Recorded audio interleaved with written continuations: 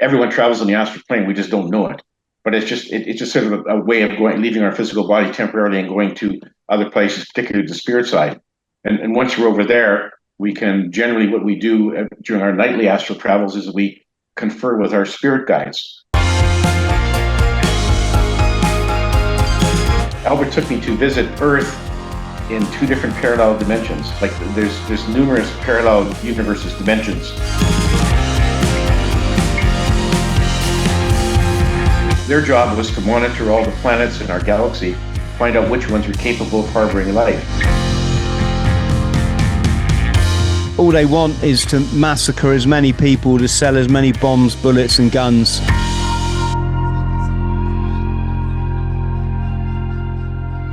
Who have lived on Earth and who are now on the spirit side.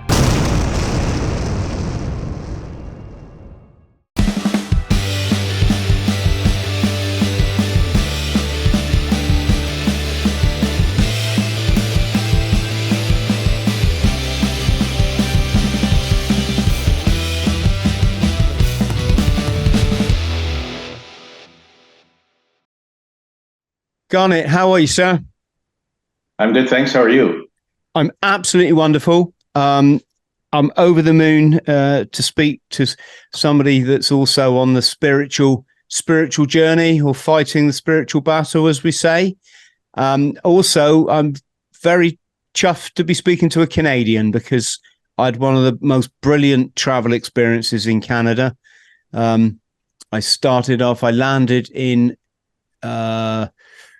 Calgary, wasn't it? The Olympics. Calgary 88 Olympics, Winter Olympics, yeah. Yeah, I wasn't there for 88, but I landed there in 92. I remember seeing the big ski jumps that were still there. I then got a connecting flight to Edmonton, where I had some friends that really, really looked after me. We then jumped in their station wagon and drove through the Rockies, through Jasper and Banff. And I left these guys and I hitchhiked to Vancouver, which is your neck of the woods. Okay. I met a couple of guys that had an apartment there with their own swimming pool and everything. So they just took me in as a traveling Marine, and we just had a really great time. And one of them's parents lived on Vancouver Island, so we took the trip across. And yes, absolutely stunning part of the world, wonderful people. Where do we begin, Garnet? Do you want to go for it? You friends, before we begin, Garnet's got his own YouTube channel. The link will be below. He's also written several books. Garnet was in law before he followed the writing path. And I believe it was a chap called Albert, wasn't it, Garnet? We just discussed that kind of changed your life. Is that a good place to start, or would you rather? Absolutely, that's a great starting point. I mean, before I met Albert, I was a corporate lawyer practicing in Calgary. You mentioned you landed in Calgary in '92. Mm-hmm. I spent most of my adult life in Calgary practicing law. I was a typical button-down, stuffed shirt corporate lawyer. Arrogant and condescending and all that sort of stuff, until I met Albert, who really basically kicked my butt and got me going down a different path. So what happened was I was walking down the street one sunny afternoon in May in my 3-piece navy striped suit. All of a sudden, seemingly out of nowhere, a homeless man jumped in front of me, stopped me in my tracks, like stood right in front of me. I'd never seen this man before, but he looked like a typical homeless man. He was like long stringy hair, scraggly beard, dirty slept-in clothes, awful smell. You know, he looked like a man who's been living on the street for a long time, and he hadn't seen a shower in probably several weeks. So the amazing thing was that instead of just walking around this guy like I would typically do when I ran into homeless people on the street, there were lots of them there. You know, they're panhandling for money and so on.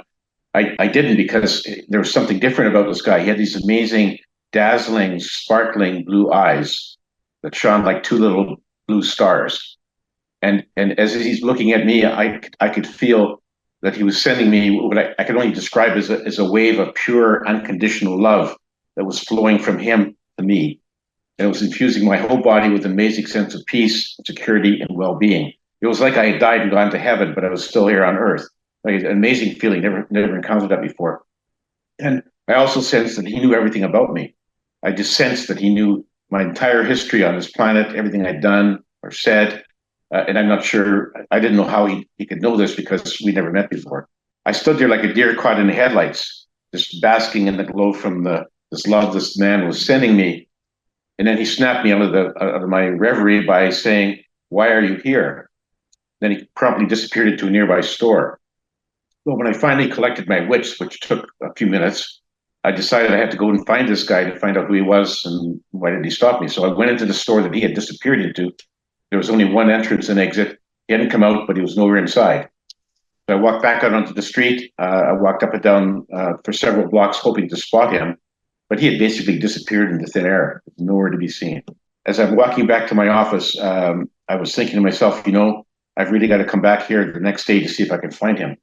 So I did. Same street, same time of day. I was looking for this homeless man, hoping to spot him. I searched for about 20 minutes. I was about to give up. Then I spotted him sitting all alone on a bench. So I went up to him and I said, "Who are you and why did you stop me the other day?" He said, "I'm a soul just like you. I'm here to answer your questions and help you on your journey." So then my skeptical lawyer brain kicked in. And I said, "Why do you think you can help me when you can't even help yourself? Because it looks like you've been sleeping on the street for weeks and you smell like a dead fish." Well, he just cracked a big smile. He said, "Looks can be deceiving." He said, "You look like you're a very successful corporate lawyer with everything under control, but we both know that's just a facade."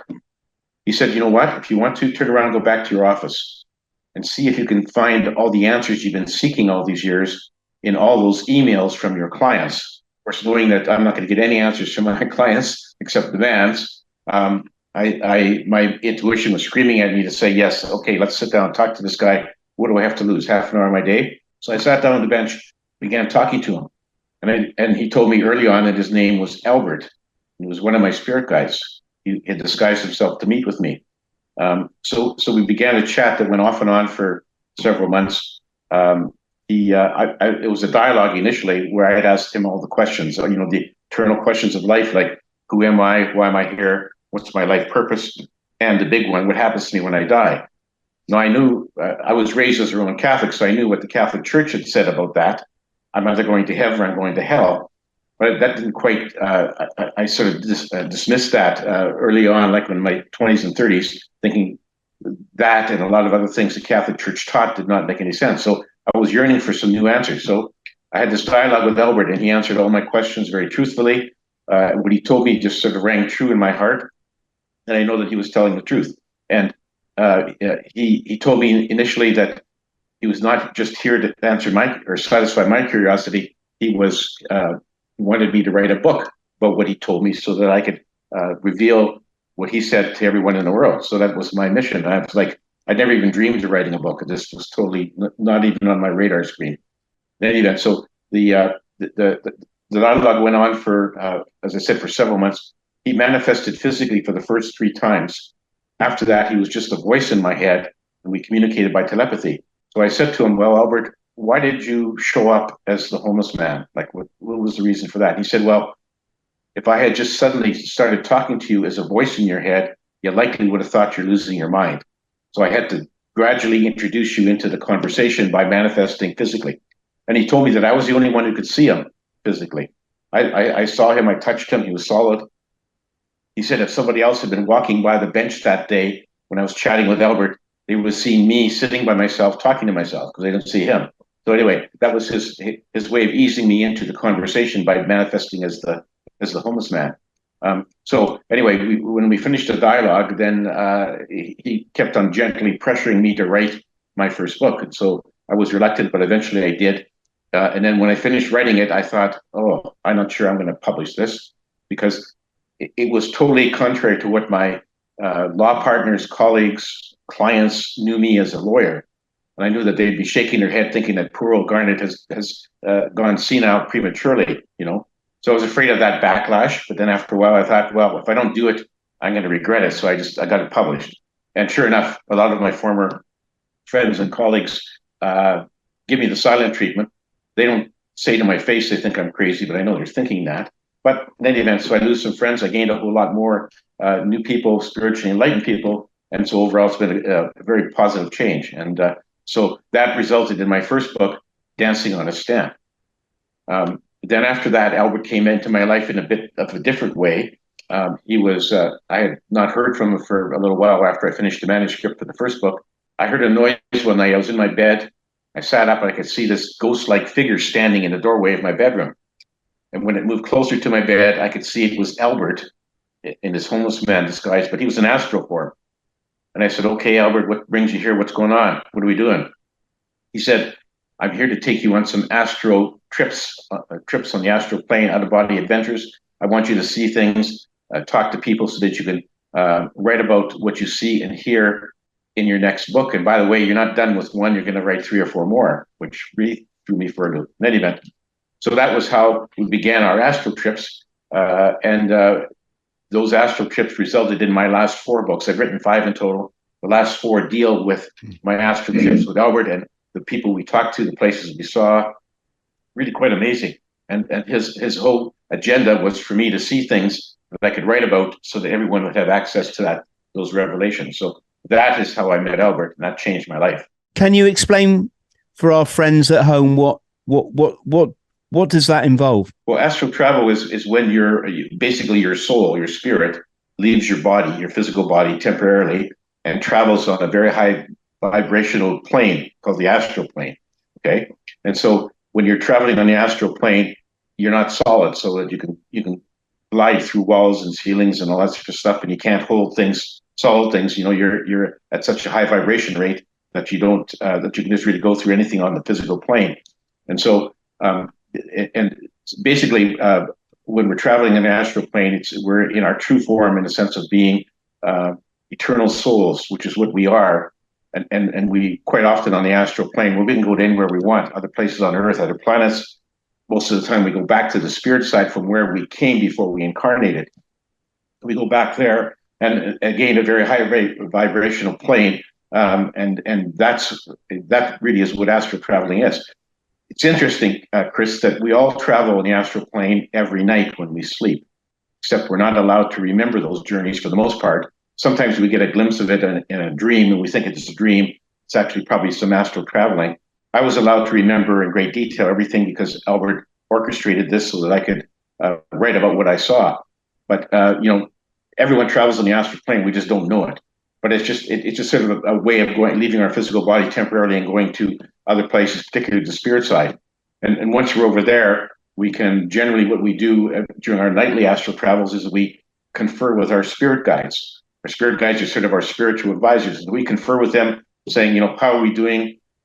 How am I checking off all the boxes of my life plan like I wanted to? What should I do differently? And then we go back into our body in the morning when we wake up. So my trips with Albert were orchestrated by him, so I didn't have to be. So I remember everything, and it's really quite amazing how you can travel instantaneously. So if you think I want to be in the Palladian constellation, which is I don't know how many light years away, it just happens like that. So it's very instantaneous. And so, but I wasn't able to travel on my own. Albert was my tour guide. He took me where he wanted me to see and talk to people. And he had his own agenda. And so I just followed him along. I was quite happy to do that, even though I was a bit concerned at first. When he first came into my bedroom and said, "Come on, we're going on the astral plane for some trips." And I said, "Well, do I need a passport? Do I need to tell my wife where I'm going?" And he said, "No, you'll be back in your body before your wife wakes up and she won't even know you're gone." So that was, and so once I sort of got going with Albert, I trusted him completely. It was quite comfortable. And I was like a lot of people who travel on the astral plane who remember it, they're often concerned about, will I ever get back into my body? So a lot of them have that concern. I didn't, because I trusted Albert. He always brought me back before morning. I slipped back into my body, and amazingly, I remembered everything about the trip, which is how I could write my books. God, I'd be happy to get out of this body. It hurts too much. Garnet, this is fascinating. So when you say you took this first astral trip, were you conscious? Were you like awake, or did this come to you in sort of dream form? No, I was very much awake. Very much awake. when he took me on the first trip, he reached out and he basically grabbed my astral hand and pulled my astral body out of my physical body. I turned around, I could see my body still sound asleep beside my wife, and I was fully conscious, fully aware. It was all very new and awe-inspiring to me, but I was comfortable going with Albert. And in the first trip, he took me to the spirit side, and which is really quite amazing. That's, as I said, where we all originally came from and where we will all go back to when our physical bodies die. So that's our true home. That's a very high vibration dimension, and that's where we all come from. And so there, it's just quite amazing. Like there's no negative emotions or negative things at all. There's no disease or injury or anything. We don't have physical bodies. There's no, as I said, no negative emotions, just unconditional love. It's really quite an amazing place. And it's just the kind of a place that once you see that, you say, I wish I could stay here, but I know I have to go back. But when my body dies, I know where I'm going. So it gives me a lot of comfort to know that I'm going back there. And so the spirit side is really quite amazing. You can create things through thought control just by thinking about something. Everyone can do this. So, the miracles that some of the masters on our planet, like Jesus and Moses and some of the other ones, there's a lot more than just those miracles, of Christ turning water into wine and walking on water. Everyone in the spirit side can do that. That's easy, just like without even breaking a sweat. So it's just a very different place. And so it's really quite interesting to talk to people over there. I've talked to a lot of really amazing, wise people who have lived on Earth and who are now on the spirit side. They have some amazing words of wisdom, which I try to convey in my books.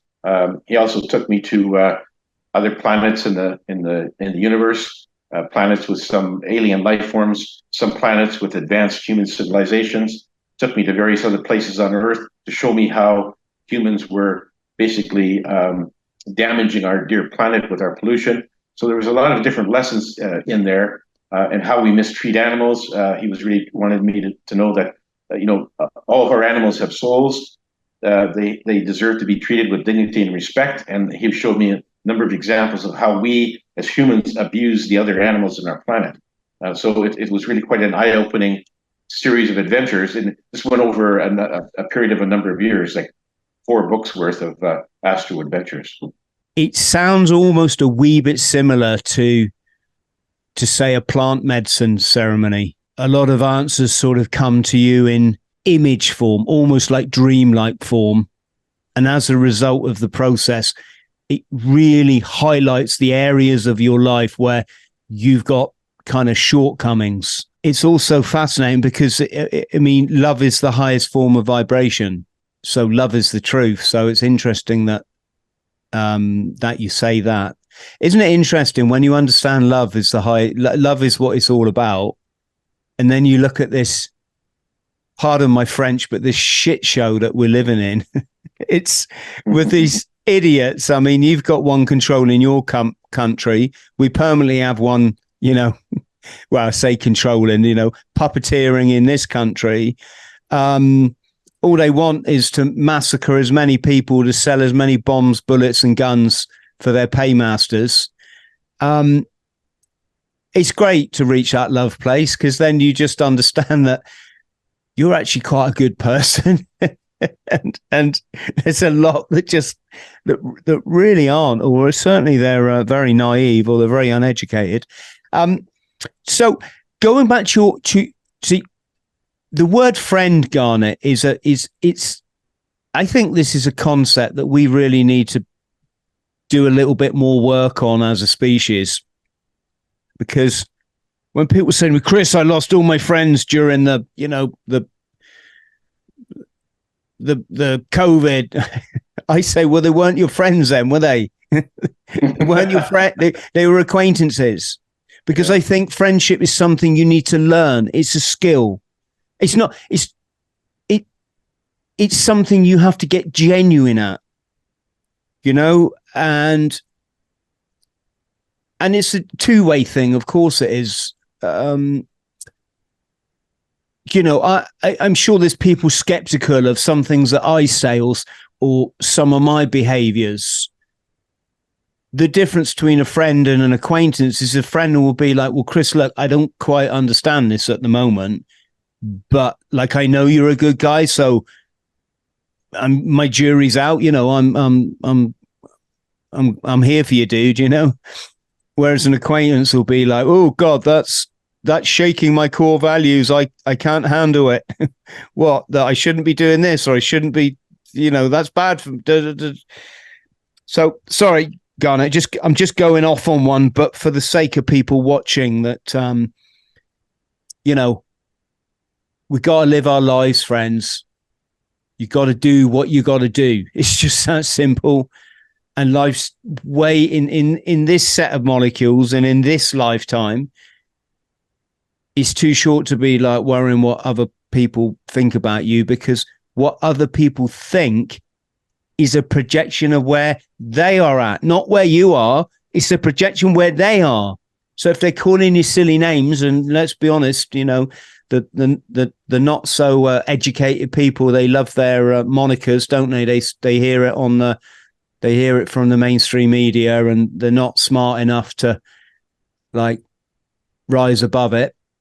That's where they are. So I think it's great being enlightened, Garnet. I love it, because I don't answer to people. The universe tells me I'm ace, tells me I'm an equal. I've got an equal share in it, and so I don't have to prove myself to anyone, and that's quite a reassurance. But my point was, before I waffle on any further, what was the response from your quote unquote friends and former colleagues? Did any of them understand it, or did they think you were making it up?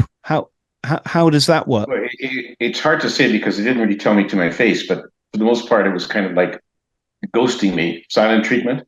Although there were a few, I'd have to say, who actually sent me an email after my first book saying, good for you to have the courage to publish your book.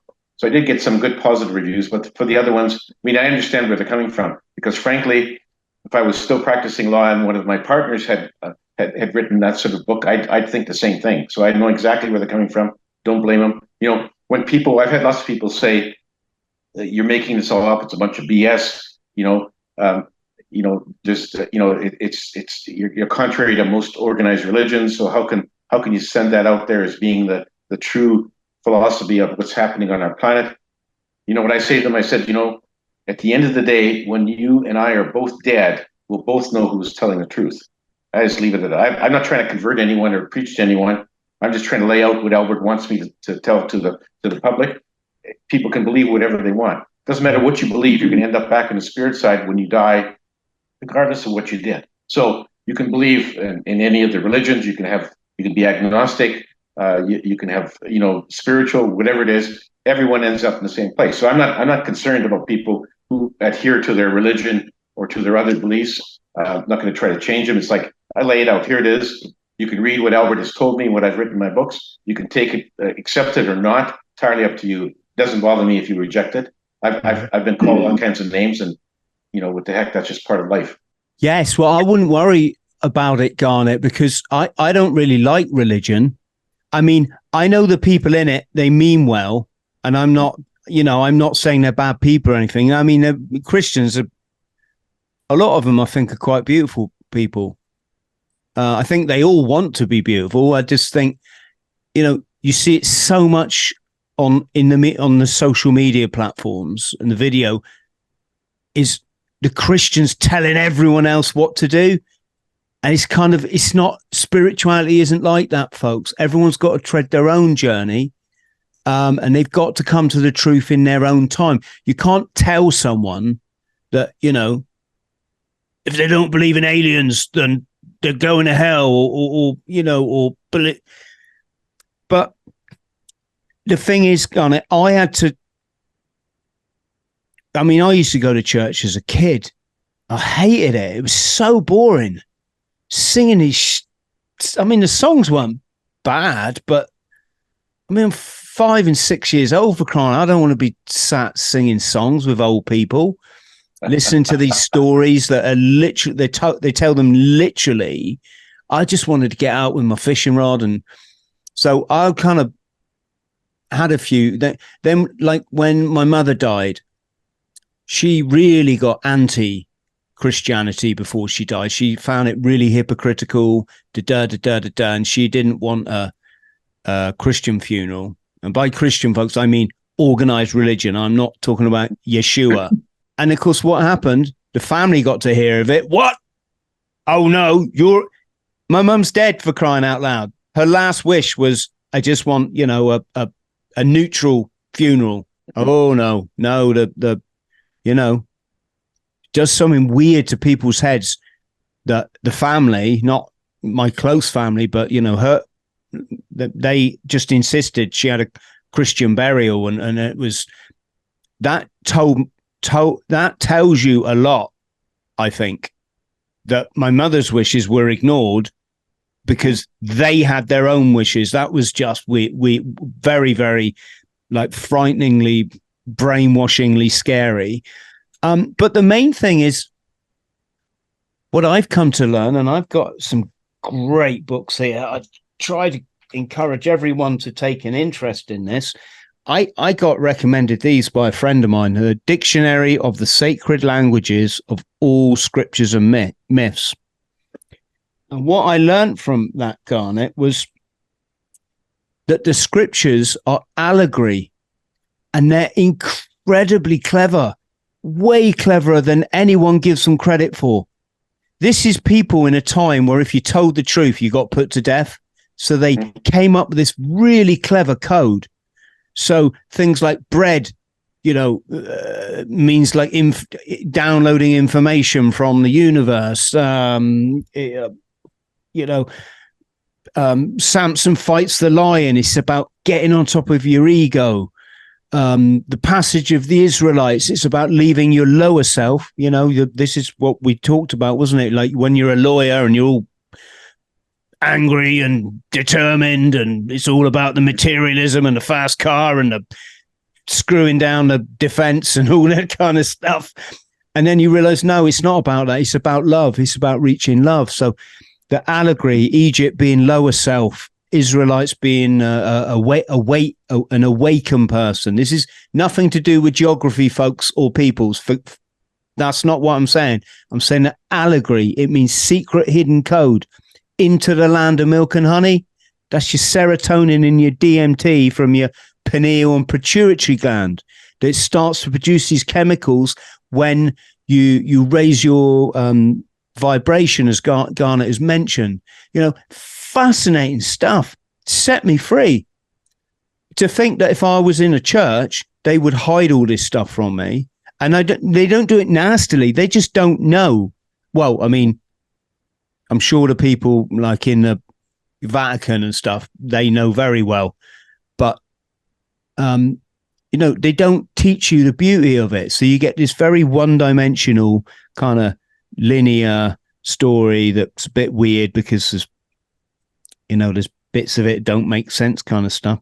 So yeah, I get it. Like, I get it. You kind of, if you want that peace of mind in life, you kind of got to get away from organized religion, I think. Garnet, can you give us an idea then? So what kind of places did Albert take you to? And why? And what did you get from it? On my first trip with him to the spirit side, he took me to a meeting with a committee called the Council of Wise Ones, which is a committee of very wise souls. Okay, their job was to oversee all the incarnations on our planet. Okay, so what happens is that if you're a soul on the spirit side and you decide, okay, I think I'm going to incarnate on planet Earth as a human.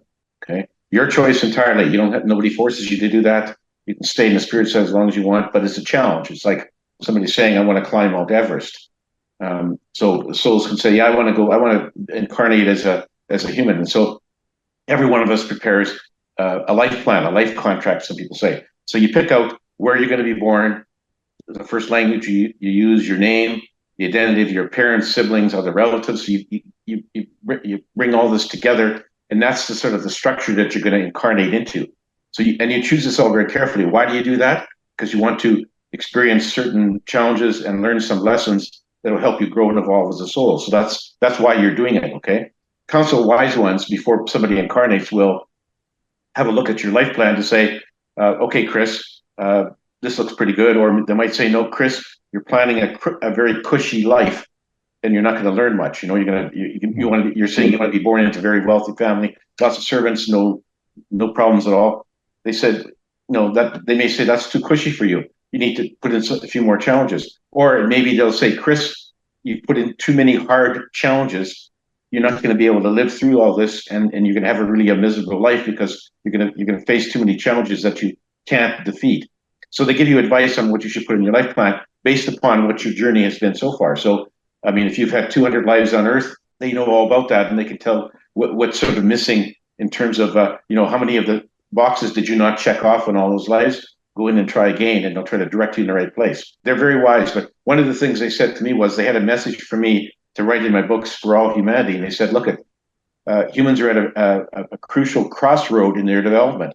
We've got very advanced technology. We have weapons of mass destruction, but our emotional and spiritual intelligence has not kept pace. So what happens is that why there's so many problems, you said this is a real shithole that we're living in, pardon my language, but because we let our negative emotions get out of control. So once we get incarnated on Earth, we don't remember where we came from or what we put in our life plan.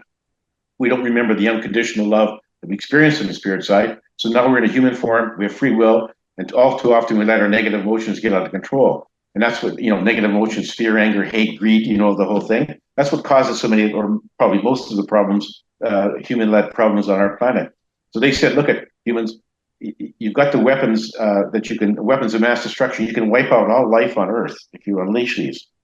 So you have to be very careful. They said, we do not want your current civilization to crash and burn like some of your other civilizations like Lemuria, Atlantis, and some of the other ones that we don't even know about. And what happens there is they all rose up to great heights, and then they end up just destroying themselves.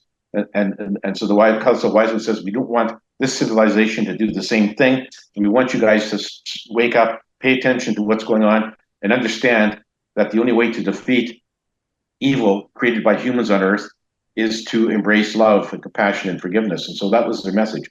Tell your fellow humans, if you don't play your cards right, you're going to get wiped off the face of the planet. And so that was a really stern message they give to me to pass on in my books. Do you think, though, that the evildoers on the planet, when you've been looking at this as long as I have, it's not hard to see who they are? Do they have their own council that's, for sure. They have spirit guides. Everyone has spirit guides. The trouble is that the people who are creating most of the evil things on our planet don't pay any attention. They get messages all the time trying to steer them in a different direction, but they let their negative emotions just rule their lives, so they don't hear any of that, don't want to hear any of it, and that's the problem. And of course, until they sort of see the light, those things are going to continue on our planet. What we really need is more spiritually minded people like you and your listeners and other people on the planet to say, okay, we got to stop this. We have to put an end to this human-driven evil on our planet and embrace love and compassion and forgiveness. That's where we have to go.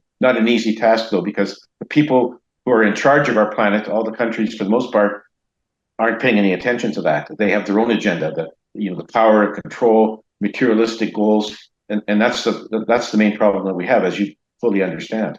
I guess, if you got a spirit guide and you're a sociopath, that spirit guide's got his work cut out. If you're a psychopath, he's probably got even more of its, because why do people, God, some of the stuff we've seen in the last 20 years is just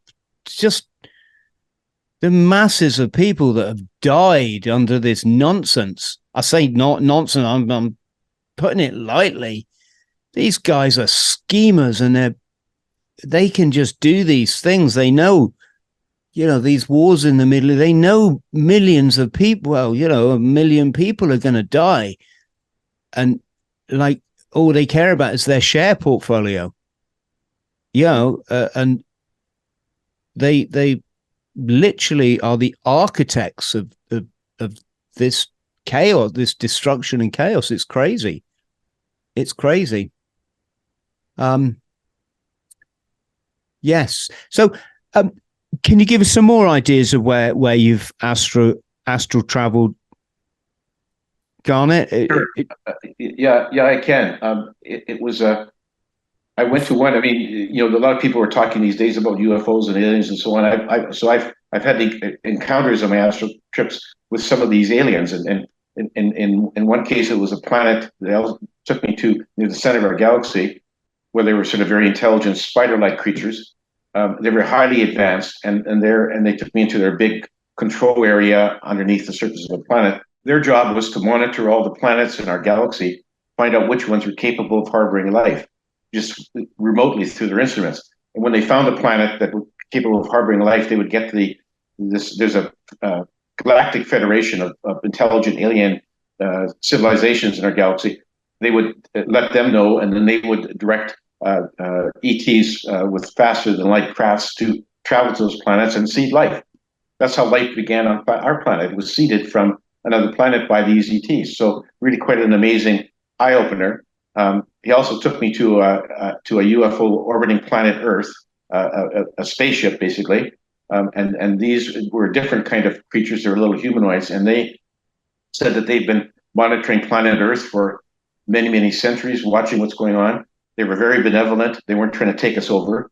Very advanced technology, and they said they were just one of many different alien races that had warp drive that could travel between the stars, that had been traveling to Earth and were still there. So all those UFO reports that people make, those are alien spacecraft, and there's no question that they do exist, but there's no fear there. They're not trying to take us over. As Albert said, these guys are so advanced. If they had wanted to take over Earth and enslave humans, they could have done so centuries ago, like just by flicking their wrists, that it could have happened. So they're really trying to help us develop. They want us, just like the Council of Wise Ones, want us to get over our problems and advance up the vibrational ladder to a better place. And that's what they're trying to do. They try to help us. But so anyway, those are some ET places that I saw.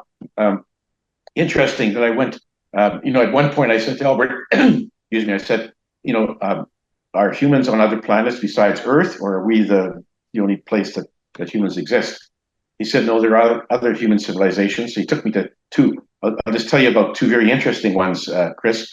One was a planet that was a matriarchal society. It was a very, very modern, more advanced than our place.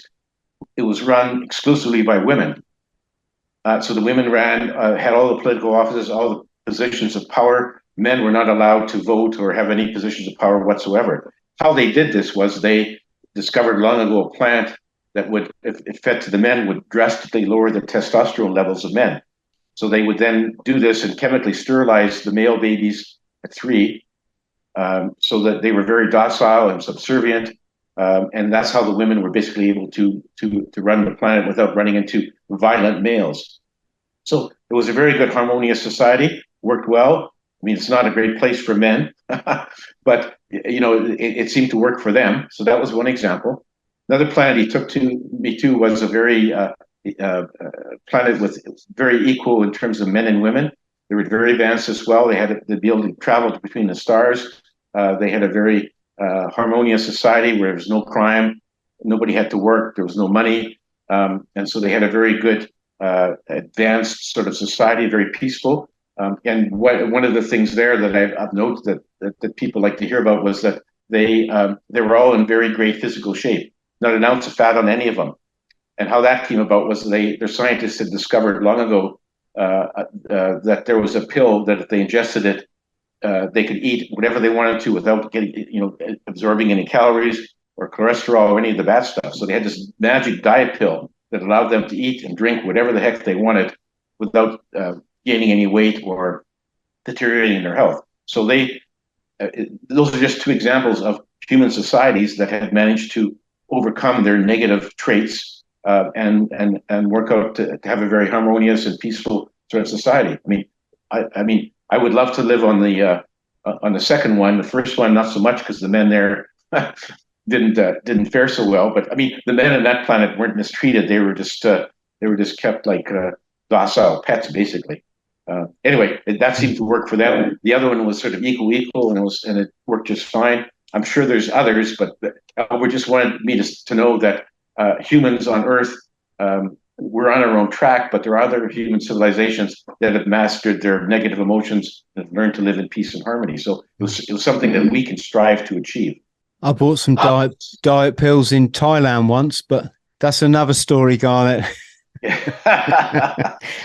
They weren't for losing weight, although I did probably lose quite a lot of weight that night. The other interesting places, I know I can't go on for too long here, but Albert took me to visit Earth in two different parallel dimensions. Like there's numerous parallel universes, dimensions, and that all arises from the fact that the initial universe kept on subdividing over random periods of time. So now we have a multitude of different parallel universes, and our planet has at various times is split into two.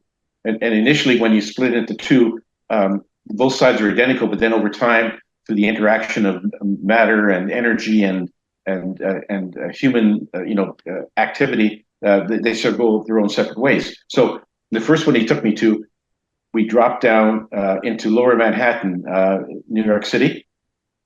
First thing I noticed was that, and this was in in current times, I noticed that the World Trade Towers were still standing. And I said to him, "Well, what year is this?" And he said, "Well, it's past the 9/11 kind of date. Those towers are still standing." He said that's because of a quirk in the history of this planet. He said that at a very young age, Mohammed, who established the Islam religion, died in a quirk accident. He died. That religion was never established, so there was no Islam anywhere in the world. No Islamic terrorists. So the World Trade Towers were still standing. So it was quite interesting. And then he showed me another quirk of history in that planet, took me up Manhattan to Harlem. And he dropped me down there. I'm standing on the street, and he said, "Do you know anything difference here?" And I said, "Well, I don't see very many black people walking on the streets. This is Harlem." Mm. And I said, "How did that happen?" He said, "Well, another quirk of history in that universe, way back in the 1400s or whenever, Great Britain abolished slavery, which is way before it happened on our planet. Abolished slavery. The rest of the European countries abolished slavery. And then when they colonized the New World, there was no slave trade there. So none of the slaves were captured in Africa, brought over to America. So in that planet, the black people represented like less than 1% of the population as opposed to 13% right now. So in that planet, there was no civil rights movement. There was no civil war. Lincoln didn't have to issue the Emancipation Declaration because there was no problem with slaves. We were no slaves. So that was two little quirks in history made a huge difference. Then he took me to another parallel universe where it was sort of very much similar to ours, but he took me hovered over Los Angeles, and I noticed that there wasn't very much pollution, and there were basically no vehicles on the road. Like, if you've ever been to LA and the freeways are constantly packed with traffic, was basically nothing. And I said, "Well, what happened here?" And he said, "Well, on this planet, they also had the COVID pandemic, but it occurred a few more years before ours did. And they realized that during the lockdown in the pandemic, there was a lot less pollution in the planet, that there was no smog over LA.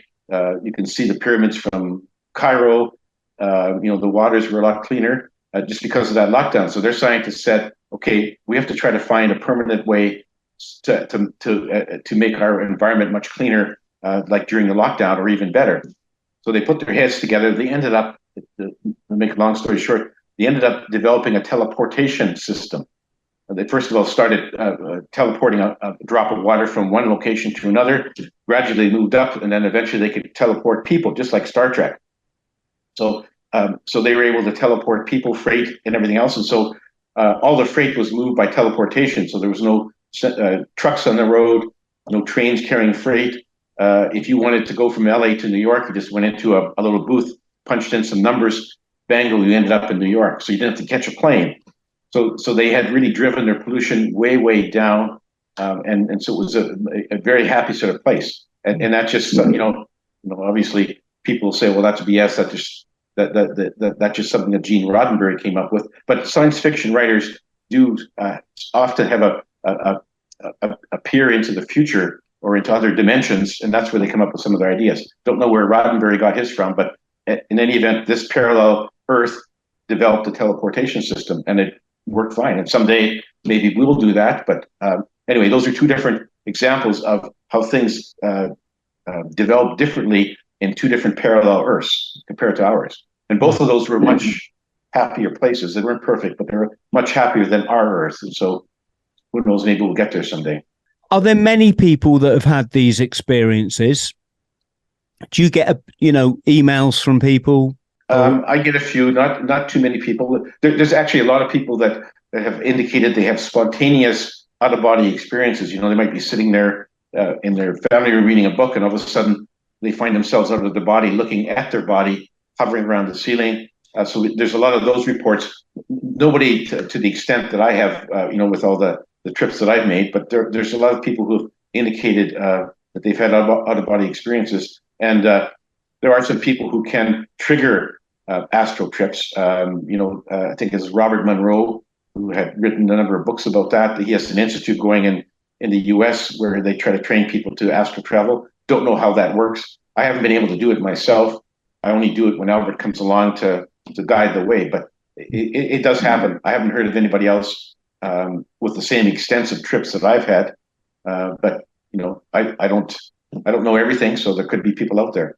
Albert, then, he's still around. He's still in your life now. Oh yes, yeah, he's still in my life.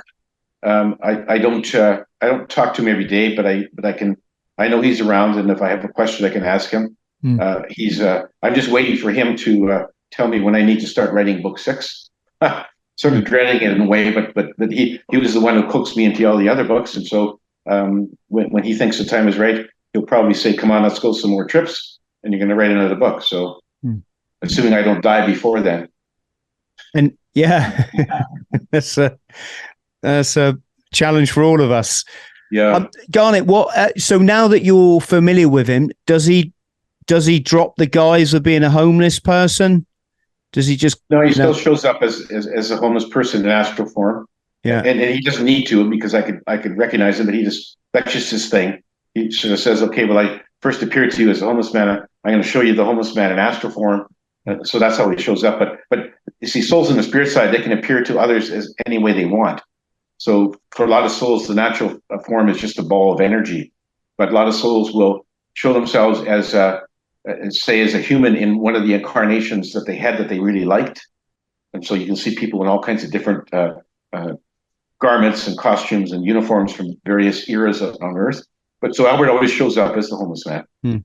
Level 2 Quantum Healing Hypnosis Technique. You're a practitioner of that. It's a modality that guides clients to experience past lives and connect with their higher selves. Why would somebody come to you for that? Well, everyone who comes to me, and I've had many clients come to me. They all have some burning questions about their lives on Earth, and the usual ones are like, why am I here? Why did I come here? What's my life purpose? And how can I achieve my life purpose? Those are the big burning questions. But they have a lot of practical questions, like, should I keep my job or should I find a new one? Should I stick with my partner or should I boot him out and find somebody new? Or if I don't have a partner, how do I find a partner? So there's a lot of very practical questions that they have. They want some help in terms of figuring out what they should do with the rest of their journey. And so that's why they have a session. And that's where the contact with the higher self comes in. In a session, I put them into a very deep hypnotic trance called the theta level. So they're in a deep hypnotic trance. And there's 2 parts to it. The first part is a past life regression, where they get taken back to a previous life. And it could be a past life, parallel life, future life, doesn't matter. Most of the time, it's a life as a human on Earth. Sometimes it could be even an alien life form in a different planet. I've had it all over the map. And so they're shown a past life that their higher self chooses to show to them, which has some relevance to their current life. So sometimes there's important people in the past life that are in their current life. Sometimes they realize from the past life there was some unfinished karma, some things that they didn't resolve in that past life that's now come back to haunt them in the current life, so they can understand where they are. But the best part is contacting the higher self, where I summon the higher self.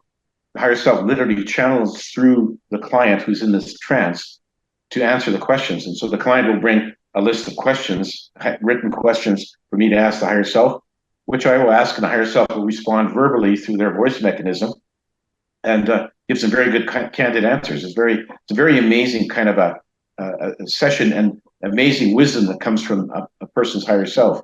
And it's all recorded. At the end of the session, I send them the recording and they can listen to it over and over. And it's really quite enlightening to have people get the answers to the big questions in life that they have, big questions and small questions, because some of the small questions really are as crucial to us as some of the big questions. We have to deal with the small matters every day in our day-to-day life, and so they get the answers to these questions, and they're very good answers. And sometimes they get answers they don't like, but that's just they're prepared to accept that. Garnet, if my girlfriend comes to see you, you tell her to stick with her boyfriend, all right? Yeah, it's not me. But it was interesting because I did have one client a young lady who wasn't sure about the guy she was living with for 4 or 5 years. So she asked herself, "Is this guy good for me?" Herself says, "He's a bum. Kick him out." I was going to say, so be careful what you ask for. I think if someone even needs to ask that question, the answer's probably right in front of their face. But yeah, Garnet, listen, this has been a wonderful, wonderful chat. I like listening. I like listening to everything, Garnet. Because a lot of people are quite blinkered. They just want to listen to what they like, or what makes sense to them, or whatever. I mean, that's okay. But I always say to people, you got to listen to everybody on this planet. You don't have to necessarily agree with them.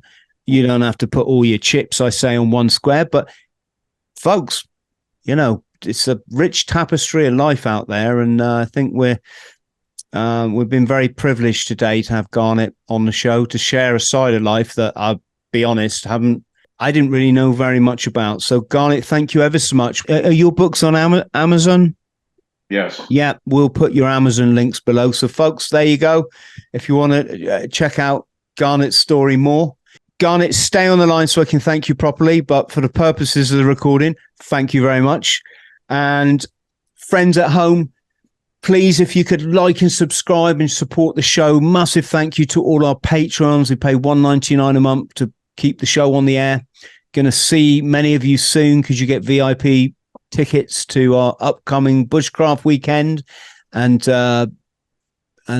you also had them to our spiritual weekend that we had about a month ago now, and that was an eye opener.